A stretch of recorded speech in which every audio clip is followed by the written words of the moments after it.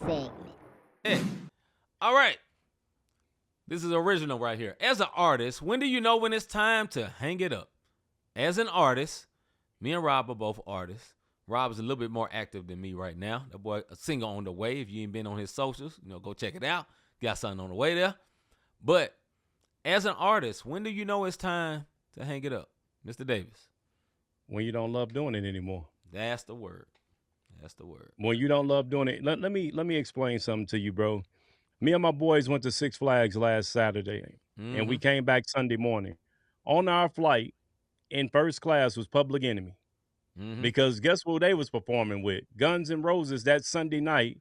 Public Enemy opening up for Guns N' Roses. Mm-hmm. And now, if y'all know, Public Enemy and both Guns N' Roses was big in the 80s.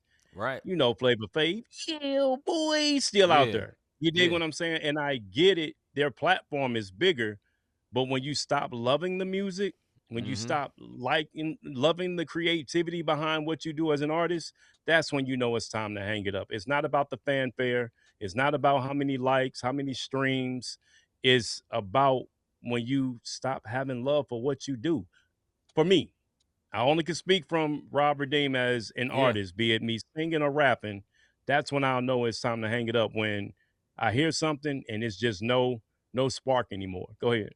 Yeah, I was gonna say the passion, man. When the passion is lifted, which kind of goes with what you're saying, man. But when you don't have passion anymore to do it, like Rob said, this is the rapper move. When you hear a beat and you see them mouth kind of moving, you know what I'm saying? Because you may not even be playing the right, but the right beat will get you your head to bob. You get when that stops, when the and I think it can happen for any artist when the shows don't impress you no more because you've done a lot, especially if you got a family, man. I don't feel like doing all that. But if you get to the point the shows don't impress you no more, going out to minister, being booked. I mean, I know it was a time where I'll be happy to hear I'm being booked, and then it got to a time where it's like, what you doing on this date? I'm busy, right? You don't even want to. It come from both sides, man. But I think when it's time to hang it up, man, when you have zero passion, I've been to that place before where I felt like I ain't had no more passion, and then I started playing with trying to make beats, and it's like the passion started coming back. It was something else. It just depends. So I can speak for myself. Music will always be in my heart. May not be Yeah. professional, but it'll always be in my heart. Go ahead, bro. No, I think that's what it boils down to, man. Like when we was in the studio, like you said, like glory be to God, it'll be 3 singles dropping for the rest of the season. I mean, for the rest of the year for me. Yeah. One upcoming, another one after that, and then on the 31st, I'll drop one last one with a bunch of folks from St. Louis, which I'm excited about. You know what I'm saying? Like I'm amped about having that happen. But when we were in the studio, Preston, me, and the little homie Clutch, he was like, man, I just love being on the stage. And I'm like, I remember them days. Now I I can care less if I ever hit a stage again. And as long as I can drop my music and folks are still vibing to it, like the successful ride. Yeah. Everybody, oh man, it should have did way more. I'm like, man, I hit a career high with Ride. You dig what Mm-hmm. I'm saying? Like that mug got almost 20,000 streams. For me, that's a career high. For somebody who's big like a Tory Deshaun, that's a flop. Right. You dig what Right. For me, I'm celebrating. That mug got Yeah. listened to 20,000 times. You dig what I mean? Plus, I'm excited about that. So it's just where you at. And I still have the passion for it to the hype of, okay, let's get this out here. Let's do this. And I had someone close to me ask, what are you doing it for? If you're not making money, what's the purpose? Yeah. And for the longest, I used to get offended until I thought about it. I love doing it. Right. It's like folks that collect cars. Yeah. Man, you building these cars and you ain't driving them? Nah, it's for the showroom.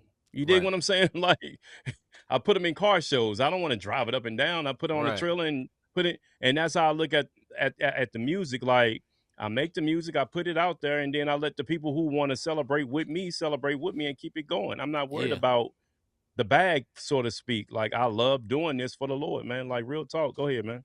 I think we both had a form of the passion and the love. When that dries Hmm. up and you don't have it anymore, then it's time to hang it up. If you don't love it no more, and I think this has nothing to do with money though. I think music's Love can be drained when your focus is money. You know, it's like I ain't getting no shows, man. I gotta eat. No, I mean you can go to work, go get a job. It's not a sin. You know what I'm saying? But that burns a lot of people's passion when they say, okay, I'm going full time, but it's not time. You know, and I think it's hard to know that when it's like, okay, I'm gonna do this full time. This will feed my family, and then because the problem that can happen with that is the pressure goes off of God, and you putting it on your people who book you. You know what I'm saying? You putting it on people who are bringing you out. People who are bringing you to different places.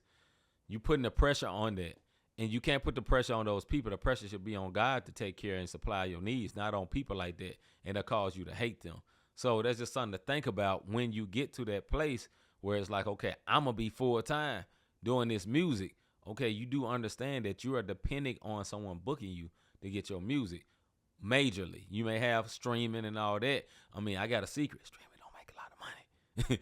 People that streaming ain't making a lot of money, so they ain't living off the streaming. You gotta have millions of plays to get a little something. You know, a little something that you can, a little something you can do something with. So, you got to have another strategy if you're going to be full time. I wouldn't suggest that unless I'm on a label where they like, you would reach a son where, they got tour budget set up and all that, then yeah. But if you on your own and you independent, unless the Lord and straight up told you, I don't want you to work for no man, I take care of you. Okay, then you shut up and go and do what the Lord told you. But if that ain't you, brother, you better go get a job. Go ahead, bro. No, I think that's big. Like, okay, so even major artists, have y'all ever wondered why? And we talked about this with Chris Brown. My man had the Breezy tour and then turned right back around and did the R&B tour. You want to know why? Because that's how they making their money. Absolutely. You dig what I mean? These added shows and for the fans. And no, that's for the pockets. Right. They give money from the merchandise and from the shows. So when they paying for these meet and greets and doing all that, they line in their pockets because they got to clear so much capital so they can pay off for all them stage lights and everything that you see. They got to pay for that.